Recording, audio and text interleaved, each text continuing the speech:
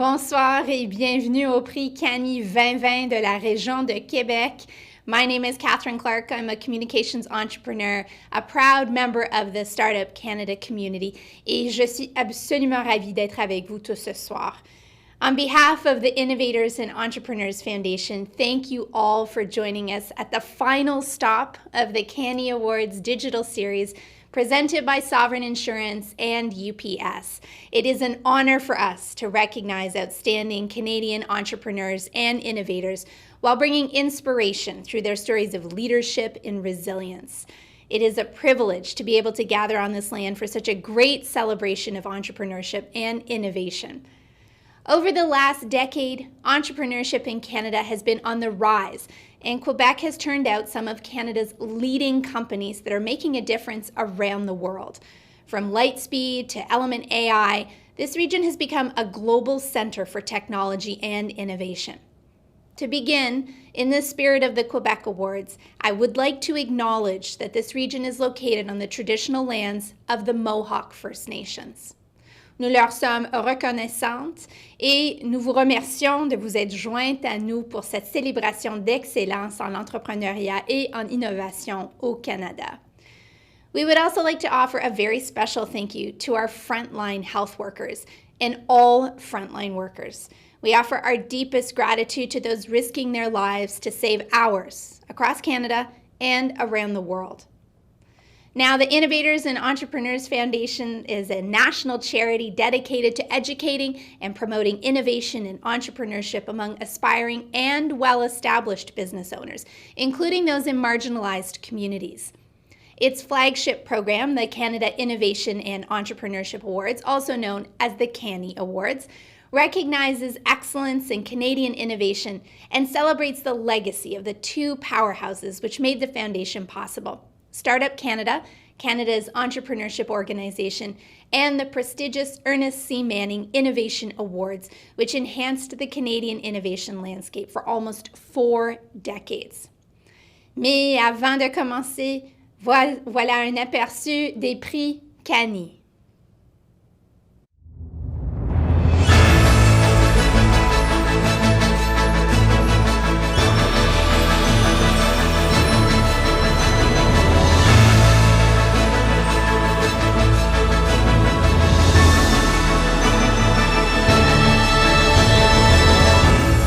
Canada is a nation of innovators and entrepreneurs, working together to build a better tomorrow. And the Innovators and Entrepreneurs Foundation is committed to celebrating the Canadians leading the charge.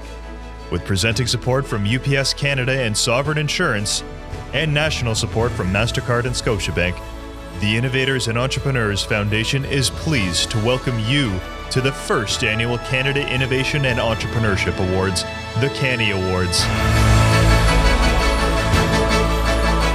The CANIEAwards are the merging of the prestigious Ernest C. Manning Innovation Awards, celebrating creators and disruptors since 1981, along with the Startup Canada Awards that have collectively recognized the achievements of over 650 entrepreneurs and innovators across Canada. The CANIEAwards are our pledge to celebrate and share the stories of Canada's visionaries, community builders, and innovative thinkers. This year, we're presenting the CANIEAwards digitally and focusing on hope, learning, and resiliency to help entrepreneurs come together and be inspired to build a better, brighter future. On behalf of our partners and all of us at the Innovators and Entrepreneurs Foundation, welcome to the 2020 CANIEAwards.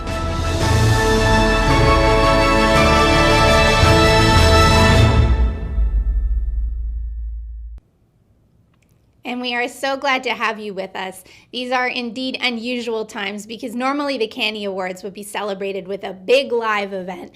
But this year, we're still navigating through a pandemic. And so you get to watch the CANIEAwards from the comfort of your very own homes through a series of 5 online broadcasts. We want to use these broadcasts to recognize the impressive journeys and achievements of the inspiring disruptors who contribute every day to the country's entrepreneurial landscape, especially during these difficult times. Le format de la cérémonie de cette année est simple. Nous avons 5 programmes de prix régionaux, dont l'Ontario, la Colombie-Britannique, les Prairies, le Canada Atlantique et le Québec. Les gagnants régionaux passeront ensuite aux prix nationaux qui auront lieu cet automne. This evening, we will be announcing the regional winners for Quebec. Every recipient will each be given an award, and I truly look forward to speaking briefly with them about their journeys and about their advice and ideas for fellow entrepreneurs. The objectives of the awards are to recognize excellence and innovation and entrepreneurship across Canada by celebrating the impressive journeys and achievements of disruptors who are changing the face of this country. Also to increase awareness of the importance of strengthening Canada's entrepreneurship ecosystem and culture, and to inspire Canada's present and future generations to be entrepreneurial innovators by sharing stories of leadership, resilience, disruption, and success. I'd like to take a moment to thank our partners. Thank you to our presenting sponsors, Sovereign Insurance and UPS, for their support and their shared vision of the Canadian entrepreneurship community. Also, special thanks to UPS for making possible that the CANIEAwards recipients have their trophies delivered to their doors. Thank you to our national sponsors, MasterCard Canada and Scotiabank. And thank you to our nominating partners for the Quebec Region, Startup Fest, McConnell Foundation, International Black Economic Forum, and Montreal Inc. Throughout the event, we also hope you'll join in the celebration by using the hashtag CANIEAwards. We really want to get these awards trending on social media, and we want to help amplify the success of entrepreneurs in Canada. Merci d'avoir choisi de vous joindre à nous pour les prix Canny pour la région du Québec. Nous espérons que les entrepreneurs reconnus ce soir vous inspireront. I'm honored to introduce an outstanding entrepreneur and community builder to do the opening remarks for this ceremony. Frank O'Day is the co-founder of Second Cup Coffee. He's a renowned speaker and the author of 2 books, Do the Next Right Thing, and also his memoir called When All You Have Is Hope. We are so glad to have you with us. Welcome, Frank. Thank you so much, Catherine. And it's nice to see you again. These events are so exciting. It's formidable. It's so much fun to be with entrepreneurs. And Catherine, you do a terrific job of keeping us all straight. So thanks, Catherine. As an entrepreneur, I'm delighted to be here with you all tonight. These awards have become such an important part of the Canadian fabric, and certainly the entrepreneurs that I know look forward to these events every year because it's so important to us all to remind ourselves how important being an entrepreneur is. Entrepreneurship has been my very lifeblood since the very beginning of my business career right through to today. I am involved as an entrepreneur and I love it, and I love all of the folks that are doing so much to make Canada a better place, and that's what entrepreneurs do. Your job as an entrepreneur is to leave this place a better for having been here. And that's what entrepreneurs do. I'm excited to be part of it. I'm excited to see the CANIEAwards become part of the very fabric of the Canadian society. It is fun to be here. And I want you all to know that while we're struggling with COVID and it's all difficult with social isolation and all those sorts of things, it's still a wonderful time to be an entrepreneur in this country. And I must acknowledge the Canadian government for being so supportive of us all during these tough, difficult times. It's great to be here. So thank you so much. Enjoy your CANIEAwards, and back to you, Catherine. Thanks. Well, thank you so much, Frank, and thank you for the ongoing work that you continue to do to ensure that entrepreneurs across the country truly not just feel but are supported. Et c'est maintenant le moment que nous attendons tous. Je suis ravie de commencer la présentation des lauréats des prix Canny 2020 du Québec. This year on the CANIEAwards National Tour, we are presenting 8 CANIEAwards in each region under 4 categories. First, for organizations advancing the culture and environment for entrepreneurship in Canada. Second, for exemplifying the spirit of Canadian innovation. Third, for individuals demonstrating excellence in entrepreneurship. And the final category is for outstanding impact and enduring legacy in Canadian entrepreneurship and innovation. The first category is the Enterprise Support Award, in recognition of organizations that have excelled in their work to advance the culture and environment for entrepreneurship in Canada. On behalf of the Innovators and Entrepreneurs Foundation, I am thrilled to present the Quebec region winner of the Enterprise Support Award to Centec. Centec is a leading Canadian deep tech incubator based in Montreal, which supports innovators and entrepreneurs from across the country. This organization, that has been among the top 20 of the most efficient university incubators in the world, according to UBI Global, has created and mentored more than 30 businesses that have attracted close to $150 million in investment. There is no doubt that Centec is a game changer in the Quebec and Canadian innovation landscape, and it is only the beginning. Please join me in welcoming Richard Chenier, the General Manager of Centec. Bienvenue, Richard. Welcome and congratulations on your award. Thank you. We are so proud tonight for this recognition. Merci beaucoup, Catherine.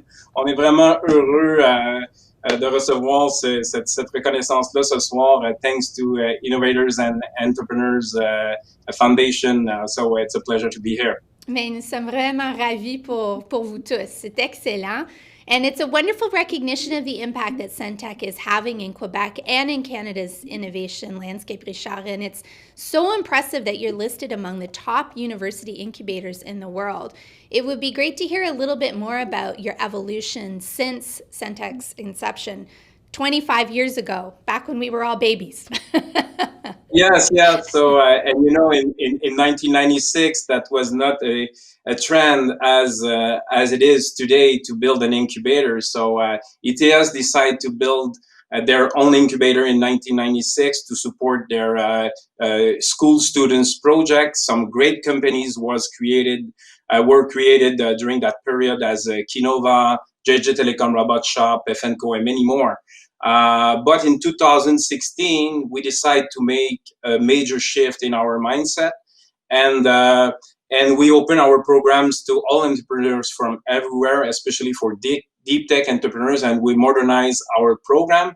And since then, we have taken off. Our entrepreneurs are guided by serial entrepreneurs, as Luc Giguère, who has played a major role in this shift. And today it's very clear for us in our mindset. Our job is to create value in our economy.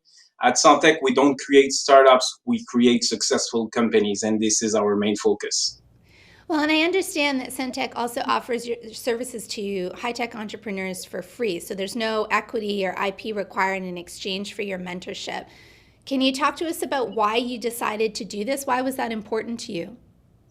Yeah, so as I said, our job is to create value in our economy. So, in our bet in 2016, when we turned the corner, was to people will pay us for what we do, for the the economic value creation. And it was a very good bet in 2016 when we decided this. Today, we have a very strong support from the Quebec government. Thank you to Startup Quebec, Daria, Geneviève, Kim, Marco, and many more. We are also strongly supported by Développement économique Canada pour la région du Québec. Merci à Kim, à François, et à Annie. And today, 40% of our revenues comes from the private sector. So companies pay us to be connected with our tech entrepreneurs. So today, if you want to be innovative, you have to be connected with what's the major trends. So and the model is going. Actually, we are in a very good health. So notre santé est très bonne et on est toujours en croissance. Donc vraiment, notre bet était très bon en 2016. So that was a very good bet. Well, and you know, you made a good bet and you've adapted and you've really grown to incredible success. But like a lot of organizations, in fact, I'd venture to say most organizations around the world, you've had to innovate and adapt because of a pandemic. Can you talk to us a little bit about how you've pivoted because of COVID-19? Yeah, so, but the first thing, our first concern was especially about our companies. So the good news is 80% of our companies are doing actually very, very, very good. So this is the first good news in the current context. So vraiment, on est heureux, on touche du bois. Nos compagnies vont très bien. But on the other side, as many of us, we shift to do more things online. It's not the same, so we still supported our entrepreneurs. We are creative to see different options, but to be honest with you, we are eager to get back in person. So our impact is not the same. So there's so much that you can set up around the coffee machine. So to be honest, we miss the coffee machine. We miss to share time with our entrepreneurs. So we hope to come back in person very soon. So, but actually, we do our best online with different tools. C'est vraiment important d'inspirer les gens, particulièrement maintenant. Is there a message that you'd like to share with startups who are watching the awards tonight? So jump in the game. So try and achieve your dreams. So to launch a company, it's not only to have an idea. It's more around the execution. So si vous avez un projet, vous êtes sûr qu'il y a du potentiel, lancez-vous rapidement, puis allez chercher de l'aide d'organisations comme la nôtre qui vont accélérer x10 votre développement. So, as I said earlier, at Santec, we don't create startup, we create companies. So we are very helpful to help our entrepreneurs to figure out which market that they have to target and how to go faster if you want to if they want to use this window. So I think today it's easier to launch a company. There's a lot of support that entrepreneurs can have. So I think jump in the game. So Good final words. That's a great message for people to take away. Could I say a few things very quickly? So, je veux juste remercier mon équipe Santec, une équipe extraordinaire. Merci à Luc Gigard, Pierre Laferrière, Natacha Joseph et Sharon. Vous avez été au cœur du chiffre de 2016. Thank you for this. Thank you for ETS. ETS is a strong supporter and non-conditional supporter of our activities. Thank you, ETS, Pierre Dumouchel, François Gagnon. Thanks to our partners, volunteers, including Deloitte, PCF, and National Bank. And finally, to our great entrepreneurs. Santec is good because you are exceptional. So if you want to join us, our services are free. We take no equity, no IP, so we guide the best. So thank you for this award. Thank you to everyone. Have a nice event. And thank you so much, Richard. Félicitations encore une fois à vous et à votre équipe également. Congratulations on your award. Merci beaucoup, Catherine. On est très heureux de cette reconnaissance. Bravo. The first two awards in exemplifying the spirit of Canadian innovation are presented by UPS, aka United Problem Solvers, and they're awarded to Canadian companies exhibiting excellence in their global presence, innovation, and growth. UPS is a long-time supporter of the startup community. It is quite literally helping startups go global.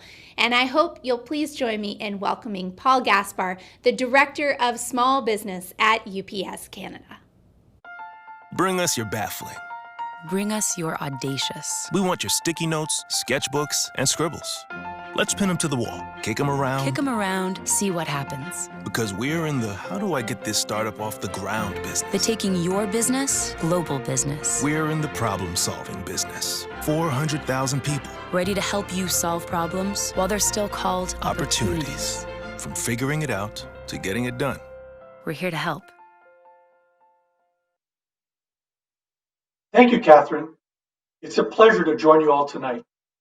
UPS is proud to be a co-presenting sponsor of the first annual Canadian Innovation and Entrepreneurship Awards, also known as the CANIEAwards, by the Innovators and Entrepreneurs Foundation. Through our strong partnership over the course of many years with Startup Canada and now with the CANIEAwards, which brings together the Manning Innovation Awards and the Startup Canada Awards, we have directly supported thousands of entrepreneurs through a variety of programs aimed at supporting global growth and innovation. At UPS, we know the barriers entrepreneurs face when starting and scaling up. So with innovative services, competitive rates, more access to customers in Canada and abroad, and taking every action to ensure the safety of our customers and employees, UPS is determined to make running a business easier and more rewarding. On behalf of UPS, I'm thrilled to present a winner for the 2020 Global Entrepreneurship Award for the Quebec region to State 22. Thanks to State 22 intuitive map, travelers are now able to identify the accommodations closest to the event, filtering according to their price preferences and type of accommodation. Through partnerships with hotel booking sites and Airbnb, the company has expanded its service offering in more than 56 countries around the world and has enabled more than 100,000 travelers to find accommodation near festivals, places, events, and conferences. This past year, State 22 signed more than 375 new agreements with events, festivals, and other partners, optimizing the experience of individuals when traveling in Montreal and elsewhere in the world. Congratulations again to State 22, and back to you, Catherine. Thank you so much, Paul, and welcome, Andrew. It's great to have you here tonight. Congratulations on receiving the Global Entrepreneurship Award. Woo! It looks great. That's really terrific. Well, State 22 has truly shown itself to be a game changer in the booking and event management landscape. I'd love to hear what inspired you to build solutions for businesses worldwide.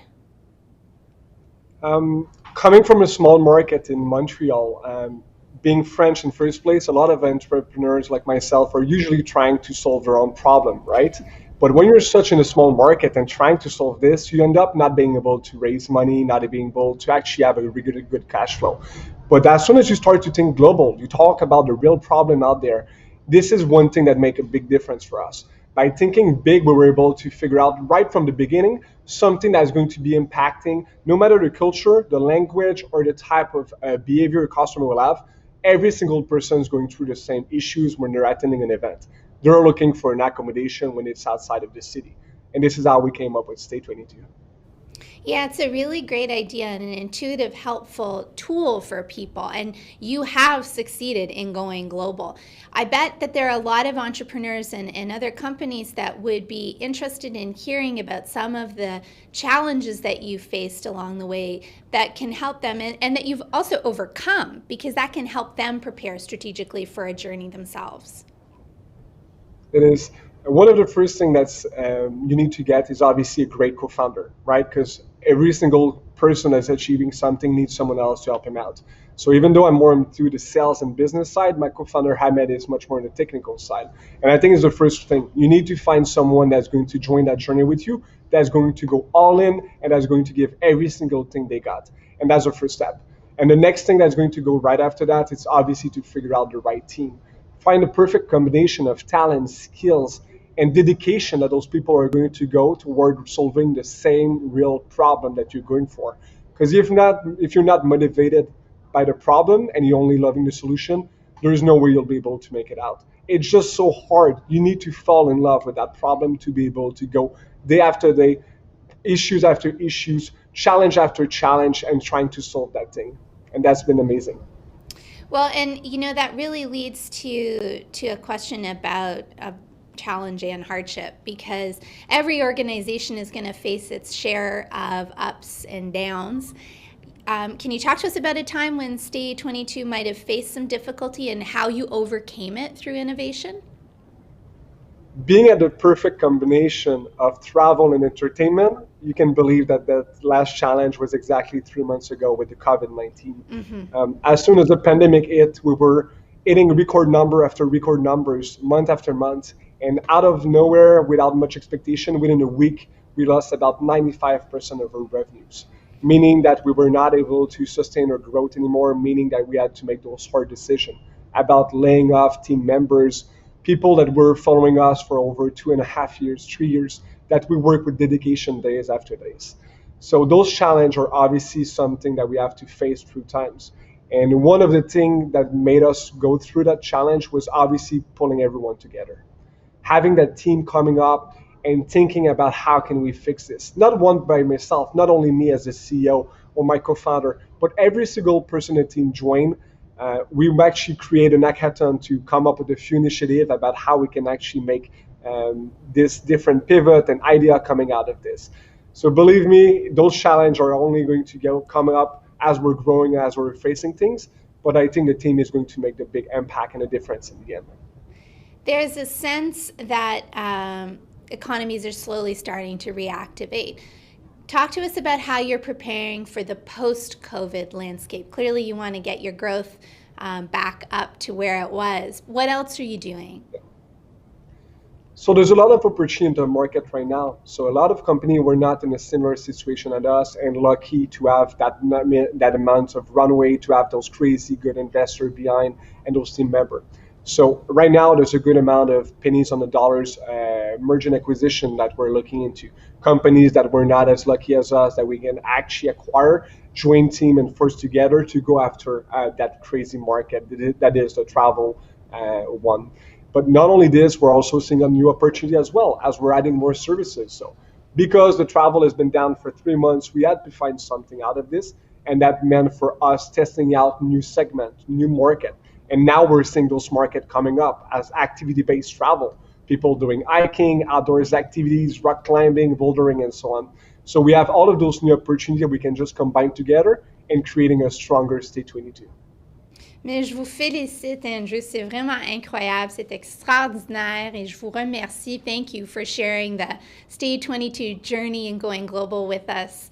We're really thrilled for you. Merci à vous, merci à UPS, Paul, et merci à toute l'équipe également. C'est grâce à vous, je suis impatient de pouvoir célébrer ça, le tout avec vous, dès qu'on en revient. C'est merveilleux, félicitations.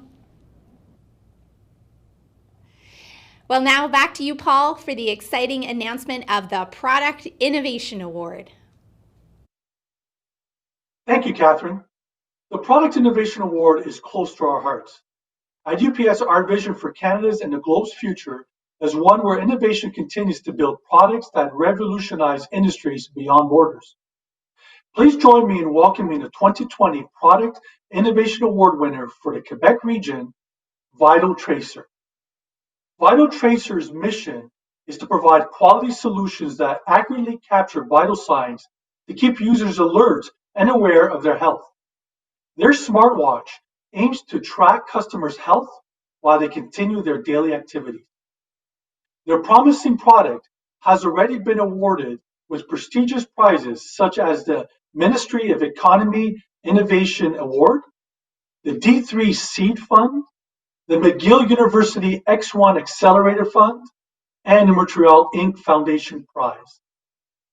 Vital Tracer's vision is to be the world-recognized innovator in combining health, technology, and personalized medicine. Congratulations again to Vital Tracer, and back to you, Catherine. Thank you so much, Paul, and welcome, Azadeh. It's a pleasure to have you here tonight. Congratulations on your award. It looks terrific. Thank you very much. Thank you for having me today and select us for this prestige award. Well, we're delighted for you, and we're really eager to know a little bit more about the Vital Tracer story because Paul was describing it, and many of us have heard of it, but there's usually a personal story behind successes like this. Can you tell us what inspired you to create this life-saving smartwatch? Sure. Actually, it's more about my personal story at the beginning that my dad was diagnosing with the hypertension 10 years ago almost. Yeah, and it was 2010, and his doctor gave him medication to take it every day and asked him to take his blood pressure 3 times per day, but he never used a blood pressure device, and he sometimes also forgot to take his pill. So me as a caregiver was kind of worried about him, and at the same time I started my master at the University of Ottawa and find this topic very interesting. So I was working on innovation, a new device who can save lives at the same time without having any cuff to go inflate and deflate. So I come up with using optical sensor and AI machine learning to do it. And so I continue my master and then PhD and then start working full time, build a team, and so on. That's a really impressive story, and it's always amazing how it's one personal experience that can create the kernel of an idea for something that goes on to help so many others. And Azadeh, I also understand that Vital Tracer has raised more than $1 million in non-dilutive funding from several public and private grants. That's pretty impressive. Can you tell us a little bit more about that, and also what advice you might have for other tech entrepreneurs that might be looking for similar funding? Yeah, sure. So for funds, I definitely recommend everyone to move to Quebec province, honestly, because we have lots of very good grants and funds from the more Ministry of Economy and Innovation in Quebec. And the ecosystem for the startups, for women, for people with the visible minority and disabilities, they are super supportive. And so we start from X1 Accelerator at McGill University and then D3 incubation at Concordia University, and we moved more. So we learned, we made a lots of mistakes. We applied more than 1 year back to back with different grants, and we rejected. But then we learned how to write the way that they, it's like we can explain it more clearly and more the way that they liked, and we could convince them. So I encourage each startup to go to any incubator or accelerator to learn how to build their real business model in a startup, and then learn about a different government, federal or province grants, and need also a very good team, to maybe one person to work on this grant as a full-time job. So basically your underlying message, though, is that we should all move to Quebec. That's correct. I think you'll have made the Quebec government very happy. And we'd love to hear more about how your product has shifted to help in early detection of COVID-19, because, of course, that's been such a huge disruptor for so many organizations and for global economies. Talk to us a little bit about that. Sure. So I do believe that the last day that we were at the D3 incubator, my coach Edna told me that try to relate your product to have a solution for COVID-19. I said, it's like, I'm going to feel super bad if I taken an advantage with this pandemic issue. And she told me, go home and think about it. And then the tragedy happened to two or couple of senior house in Montreal, that lots of elderly, they lost their life due to a bad health management, and they got a COVID and they died. And I listened to the news and I feel super bad because I lost my dad in 2016, and I feel exactly the same way that I couldn't help him. And I feel super bad, and it's like, you know what, I really want to have a product. This is our vision, mission, to have a product to help parents to live longer and healthier, and at the same time independent. So this is my dream that I had for my dad, of course. And I was like, okay, let's Google how can I help, or how can we, Vital Tracer, help in this pandemic. And I found that the main issue, like a symptom, is appear maybe sometimes later, and it's more about the oxygen level in the blood. I was like, oh, you know what? We can measure all the vital signs through the wrist with the optical sensor automatically, and we can measure oxygen level very accurately. And we tested before on a healthy subject and say that, okay, you know what? We decide to move to COVID, and I pivot for this change to my team. They really all liked it, and we moved to more COVID relevant as a solution. Yeah, that's a remarkable pivot that you managed to do, and to do it successfully. Can you, just as some final comments about how innovation is going to help you move forward too? Of course, innovation is very vital for each startups or even like a company. But innovation is not that much hard sometimes that I think about it. It's not that much hard like a COVID-19 vaccine. It's more you need to know about deep technology or deep knowledge about the specific area that you're working. And of course, team. You need to have a very good team, have a same culture, same chemistry. And if you are not super smart or super creative, just hire team members that they are A++ and they can do it, multitasker things, and they are creative. Well, thank you so much, Azadeh, for sharing the Vital Tracer story of innovation and resilience with us tonight. And congratulations on your award. There it is. Thank you for having me today and give us this prestige award. Have a great day.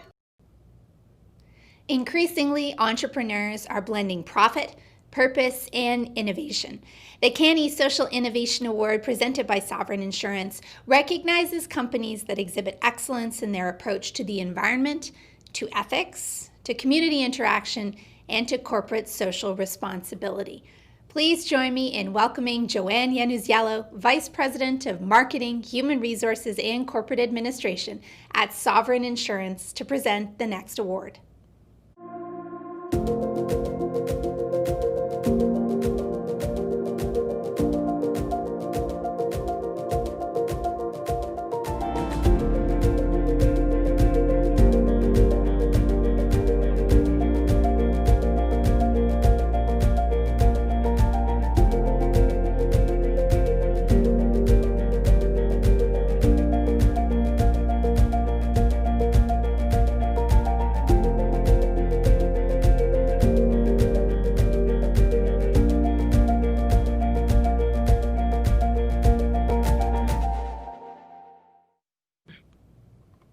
Thank you, Catherine. It's a pleasure to join you all tonight. I'm delighted to represent Sovereign Insurance, the proud co-presenting sponsor of the 2020 CANIEAwards. At Sovereign Insurance, our belief is that we make a positive impact in society by supporting entrepreneurs' efforts and sharing their experiences. The 2020 Social Innovation Award is presented to Canada's social entrepreneurs who are building a more sustainable future through innovation in their products, services, and evolved business models. These organizations have shown resilience and demonstrated results in scaling and bringing everyone together to build a better country and a better world. The winner of the Social Innovation Award for the Quebec region is the Green Stop. The Green Stop provides portable, affordable, and self-operated water refill stations for outdoor events, eliminating the need for single-use plastic water bottles. This organization engages with large outdoor festivals and events to change the way they provide water. Massive events such as Osheaga Festival, Ile Sonique, and Picnic Electronique are in their list of clients. The Green Stop stations have prevented 134,000 plastic bottles of water from being used so far and will continue providing clean drinking water in a faster, smarter, and more environmentally friendly manner. Back to you, Catherine, and congratulations again to the Green Stop for this recognition. Well, thank you so much, Joanne, and welcome, Rachel. It's such a pleasure to have you here tonight. Congratulations on your award.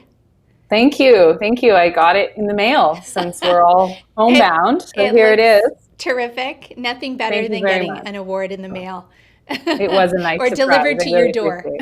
Exactly. Yeah. Delivered. Exactly. Thanks. Well, it's such an interesting story that Joanne was outlining in her introduction to you. And can you tell us a little bit about your background and how that helped you to start the company that you're, how it helped you get Green Stop going?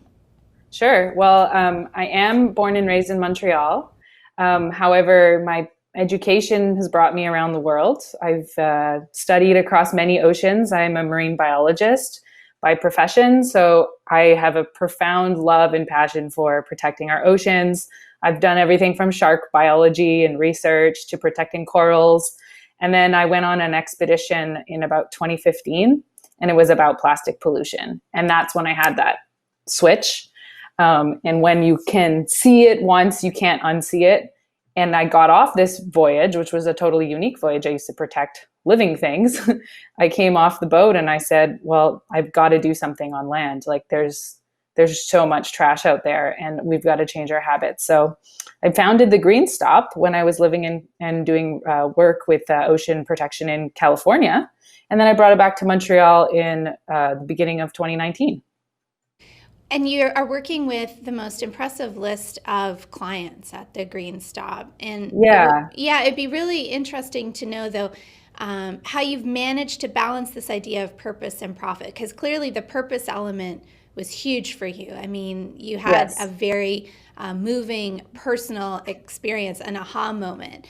But how has the innovation played a major role in where you are today and the clients that you have today?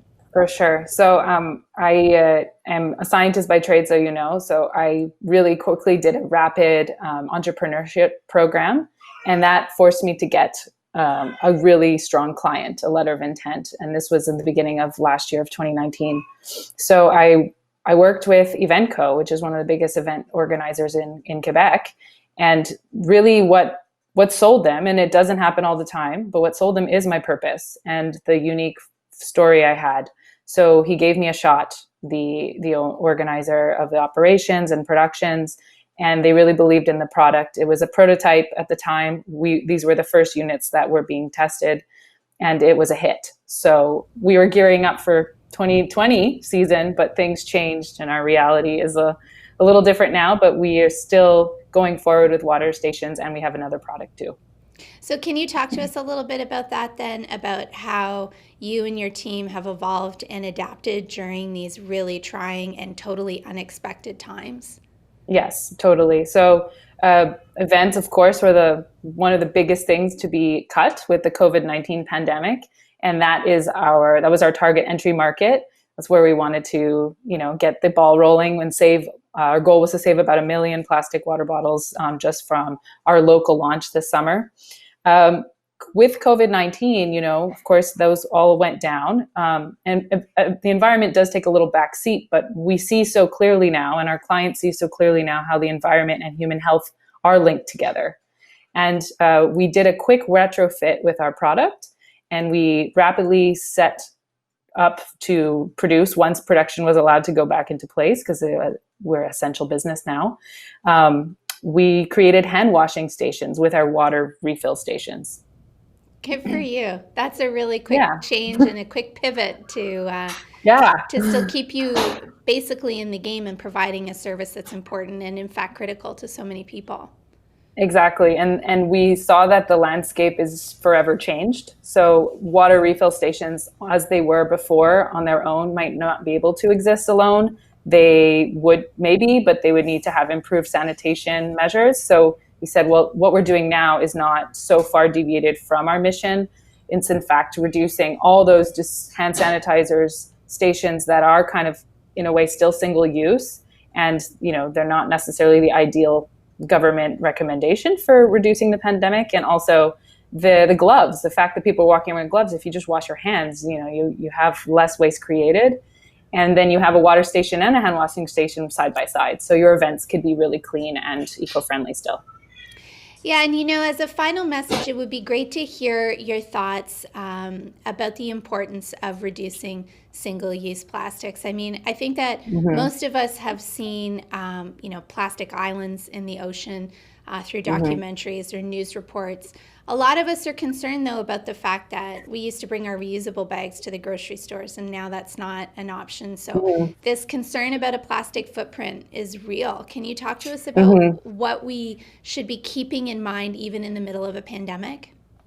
Yeah, I mean, it is really hard to navigate because governments and stores are confused about the messaging. You know, that's why, like you said, they're taking back the reusable bag option. They said it's not as clean, but there is proof coming out soon that reusables are probably more hygienic than the single-use idea because you control your washing of it at home, but it's not necessarily there in the media. So, of course, when you go outside your home, you can't control. And when you're at home, what you can buy, you still have control. So in this trying time, I think it's just my recommendation is be a little bit easier on yourself, and you have to, you know, follow the safety protocols, but we will get there. And that's why innovations like ours are going to be put in place to make your life easier, to make you make the right decision when you're at the park or at an event. You just wash your hand instead of, oh, I have to wear my gloves now because there's no other infrastructure in place.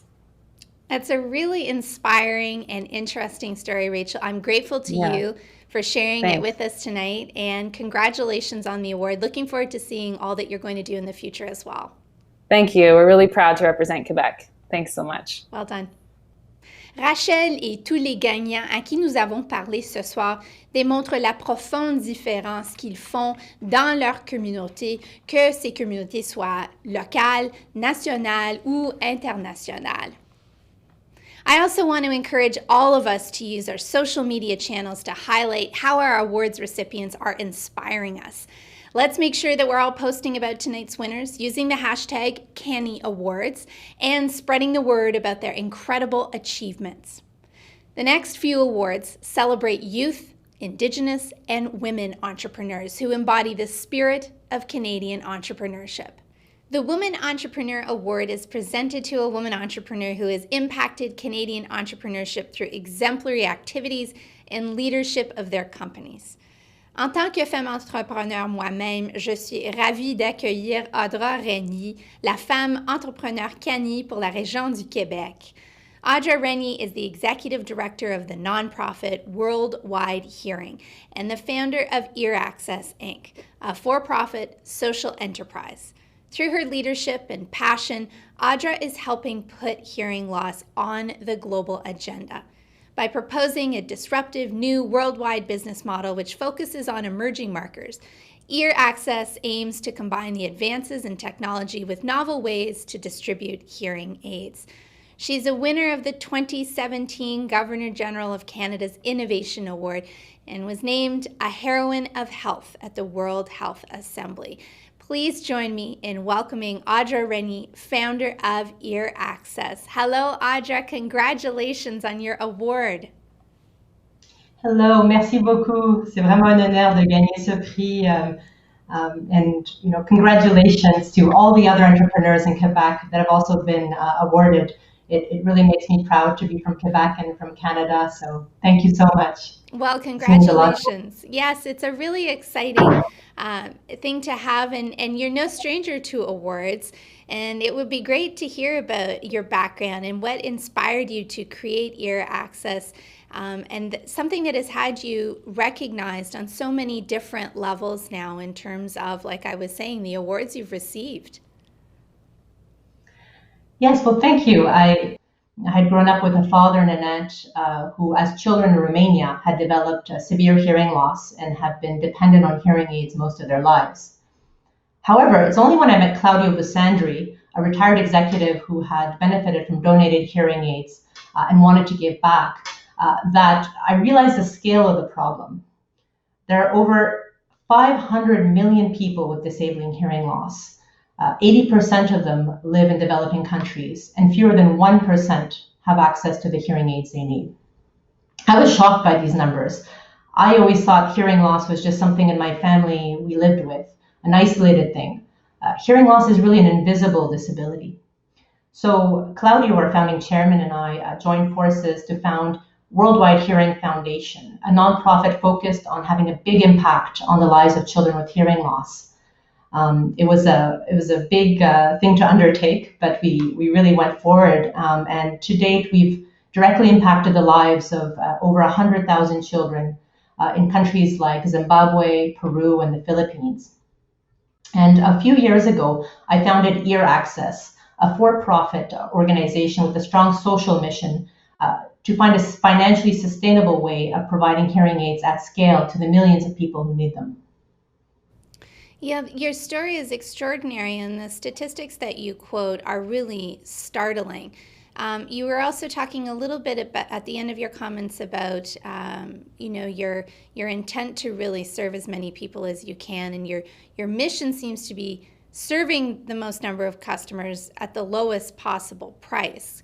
Can you tell us a little bit about how you're making that possible? Sure. So as I mentioned, you have 500 million people with hearing loss. These are huge numbers. Almost none of them have access to hearing aids, and that's really for two main reasons. The first is the prohibitive price of the hearing aid. So the average hearing aid currently sells for about $2,500 per unit. And even though they cost as little as $50 to manufacture. So they're very high margins in the retail price. The second barrier is really the lack of audiologists to fit the hearing aids.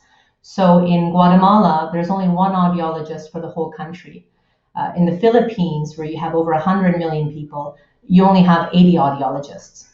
So Ear Access is really focused on disrupting the hearing aid industry and taking it from what's a very low volume, high margin business to a much higher volume, lower margin model. And we do that through several ways. One of them is we have our own line, a brand of Canadian hearing aids called Access. And every type of product in that line aims to be the lowest cost on the market. And we work creating alternative distribution networks. So we work with large pharmacy chains, medical chains, and we train local people to become audiometrists or technicians to be able to do hearing tests and fit hearing aids. It's remarkable work, Audra, and really important work as well. And you're also raising some issues that people really haven't thought about before, I would imagine, and finding a solution to address them. Have you had to face hardship as you've tried to build this company forward? And what, if you have, can you talk to us about what you did to push through it? I've noticed during this difficult time how difficult it is for people with hearing loss to hear caregivers, nurses, doctors who wear opaque masks that cover their lips. It's almost impossible for some people, even with hearing aids. People do a lot of lip reading, so it's hard to hear them. So Ear Access has recently launched a face mask that has a rectangle plastic over the mouth that allows to see smiles, facial expressions, read lips, and it's called a Canny mask with a Q. We just launched the website 2 days ago, so we're very excited about this. And we see a lot of potential, not just for people with hearing loss, but for example, for educators working with children. And I think the key for me in these challenging times is when you sometimes feel powerless, is to do those things that you do have control over, and just keep innovating and finding solutions to problems. Audra, we're really delighted for you. Congratulations on this recognition. Thank you for sharing your story with us tonight. Thank you so much. It's really a pleasure and it's an honor. Thank you. Our next award recognizes Indigenous entrepreneurs who have impacted entrepreneurship through exemplary activities and leadership of their companies. To present the winner of this category, I would like to invite Diane Miquelon, Vice President and Account Manager at MasterCard. Of all the numbers that matter in business, here's the one that matters most: 7.7 billion. Because that's how many people there are on this planet. So every day, we work with banks, merchants, businesses, cities, and governments to solve human needs with human ideas. Every capability we build on, every investment we make, and every partnership we enter into is driven by MasterCard's mission to improve people's lives.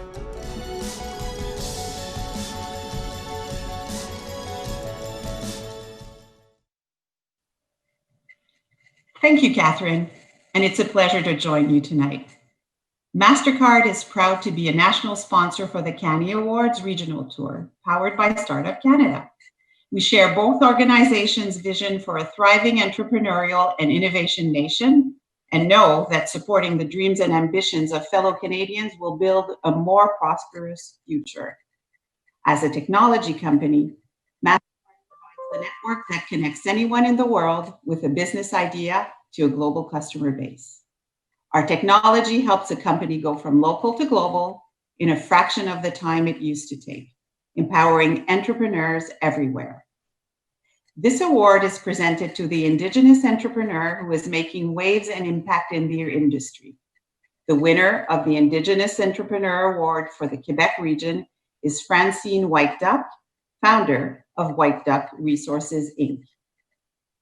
Francine founded White Duck Resources in 1984, and since then, the firm has managed and delivered research, evaluation, and organizational development projects on a wide range of Indigenous issues.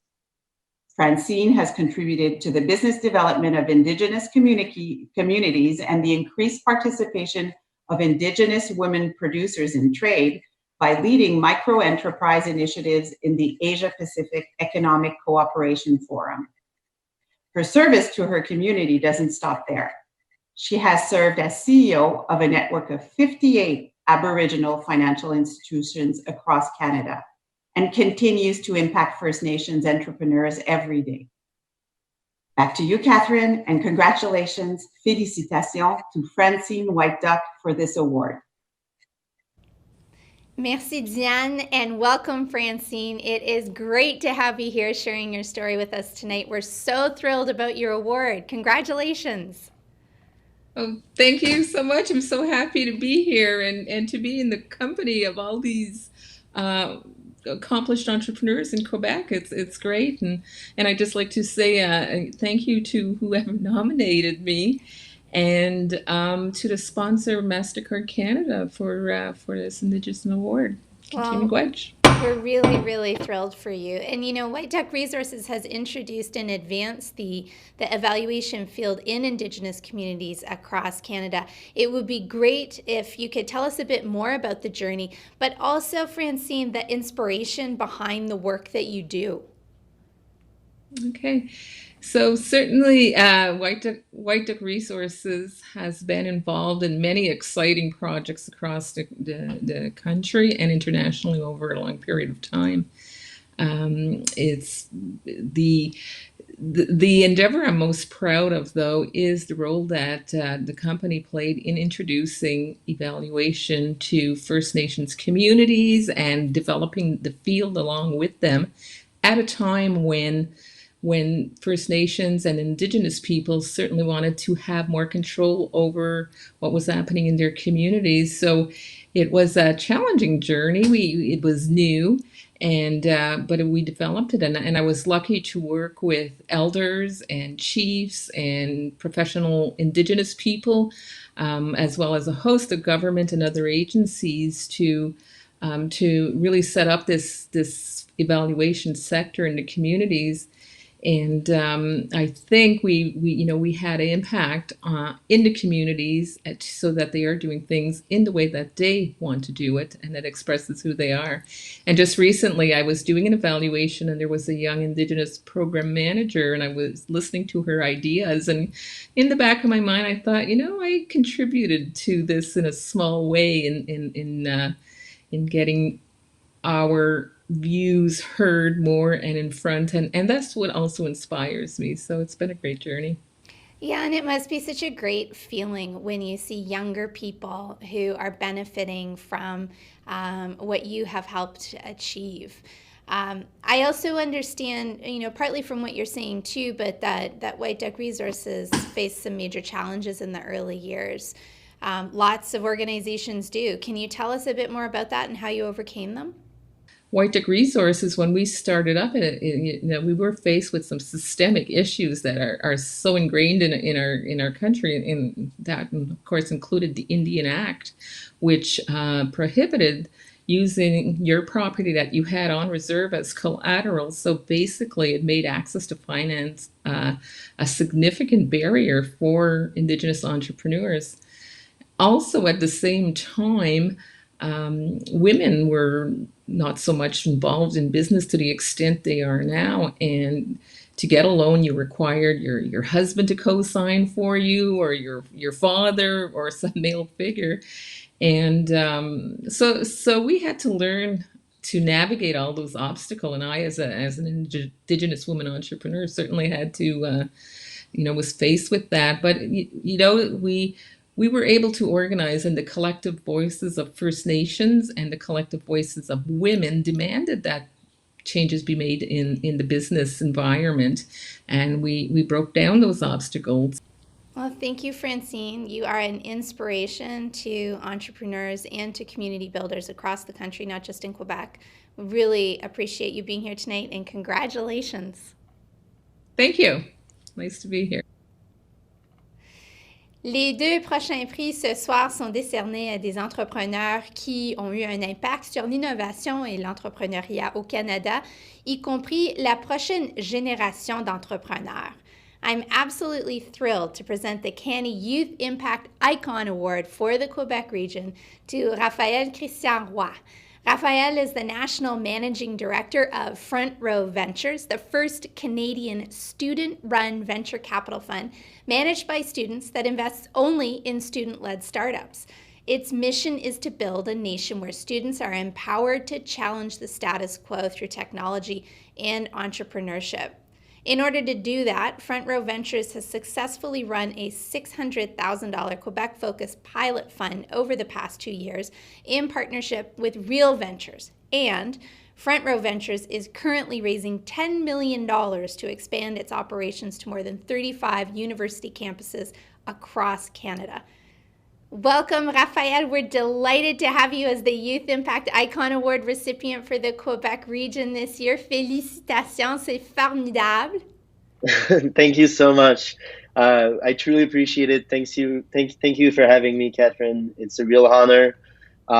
Thanks to Startup Canada, thanks to the IE Foundation. It is a true honor. I obviously, I want to take, if I have 2 seconds here, I definitely want to thank my co-founder, Eleanor and Nicola. I could definitely never have done all of what Front Row is without them. I want to also thank my Quebec and my entire team, my amazing associates who are working day and night to find the best entrepreneurs, invest in them, and back them. So I truly am grateful to my team. Thanks to Isaac and the Real Ventures team. Thanks to all the VCs in the ecosystem that supported us since day one. It is a true honor to be here this tonight. I appreciate it. Thank you, Catherine. Well, we're really delighted for you, and I'd love to hear more, and I know our audience would too, about how you came up with the idea for such a unique VC fund like Front Row Ventures. Spending time in the Valley, living in San Francisco, made me realize how, what was missing in Canada, and what could we build to change the financing change the financing chain. Sorry, and how could we back entrepreneurs in Canada that were trying to achieve great things? So that's really like it was an eye-opening experience for me, and that's really how Front Row Ventures came about. We as an entrepreneur myself with my co-founders, we realized that there was so many amazing entrepreneurs in Canada that did not receive financing just because they were students. So that's really how we came about with that unique model where our investment team are composed of students because we are on campus with them and we train those people to become investors. And then we invest in the best entrepreneurs on campus. We work with them, we find them, and we back them with a meaningful check in their company. And we're the only one to do it in Canada. So that's how it came about. Yeah, it's pretty remarkable. And in the past 4 years, you grew your team to more than 55 associates. And it's allowed you to invest in startups on several university campuses. Give us a sense of what the next 3 to 5 years look like for you and your team. Yeah, it's a great question. In the past, like we started 4 or 5 years ago, 4.5 years ago in Quebec. We started in Montreal out of 5 university campuses. Then we expanded across the Quebec province, allowing us to be on more than 10 campuses. And recently, in the past year and a half, we expanded to more than 20 campuses across Quebec and Ontario.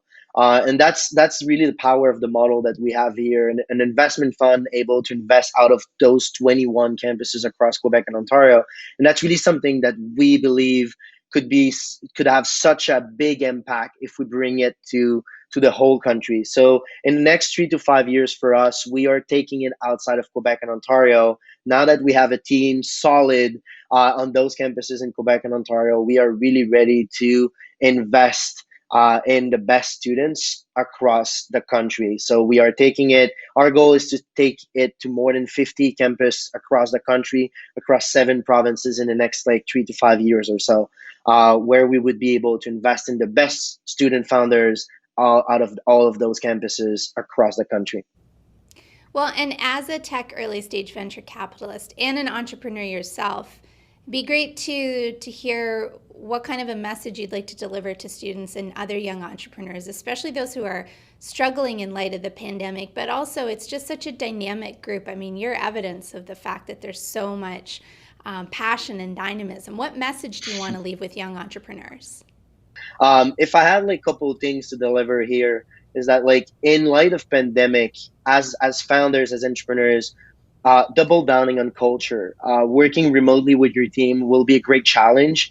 Raising money will be a great challenge in the coming years.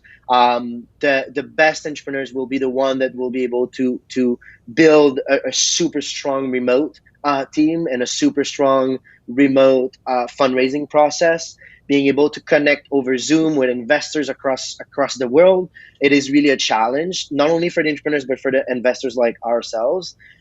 So double downing on the culture for your team, but also running a super tight ship in terms of remote fundraising process, being more intentional about building your own network.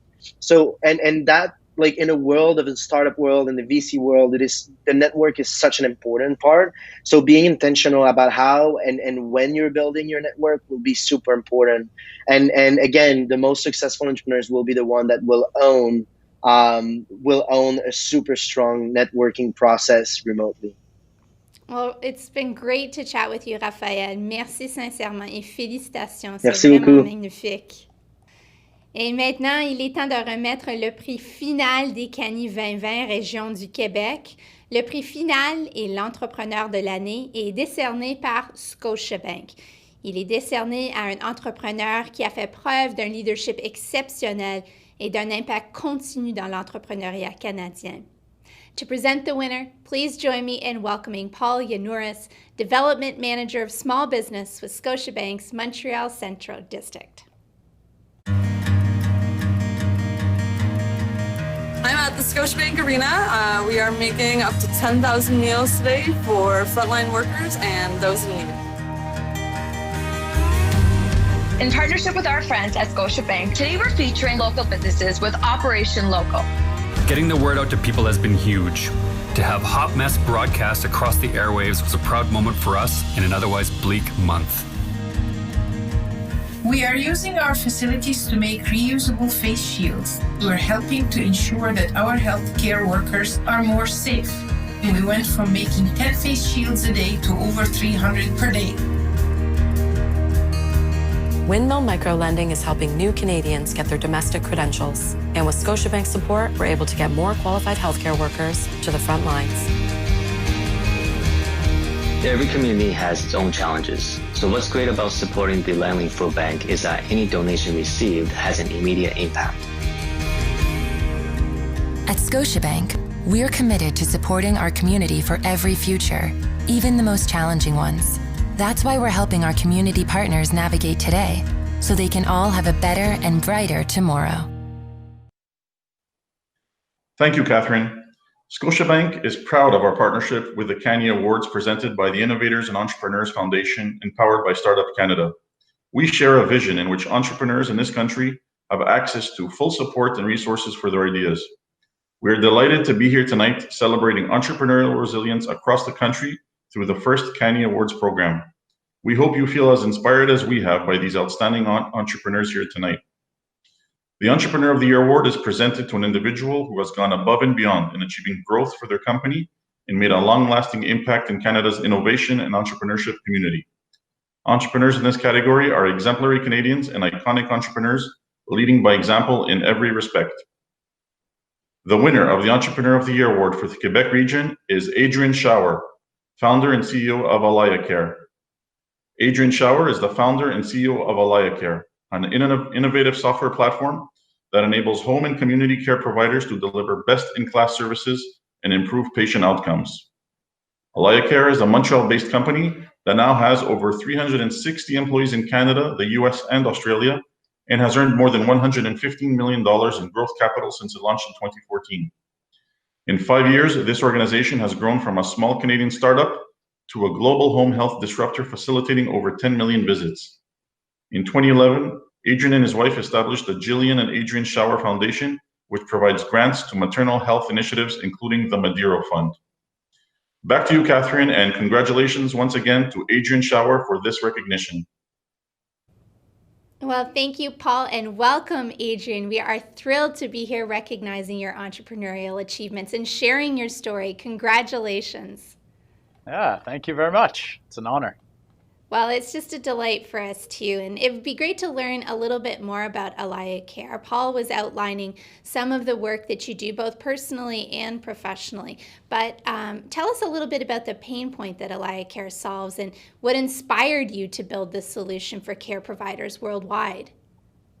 Yeah, absolutely. So, of course, when we founded this business, there was no global pandemic we were all worried about, but the dynamics of the health system that we see today were there, if not as amplified. So people would prefer to be at home than in a hospital or in a long-term care facility. And so we provide the tools to allow home care to be delivered, whether it's nursing, therapy, or personal support in the patient's own home, and for that to be a much more technology-enabled experience. So can you talk to us a little bit about then the impact that COVID-19 may have had on your business model and how you're innovating forward? Yeah, absolutely. So whereas one of Alayacare's differentiators has always been the fact that we combine the enabling tools for in-person visits with virtual visit and remote monitoring tools, when the pandemic hit, you can imagine a number of things happened. First of all, a lot of clients who receive care were a bit nervous about having care workers coming into their home.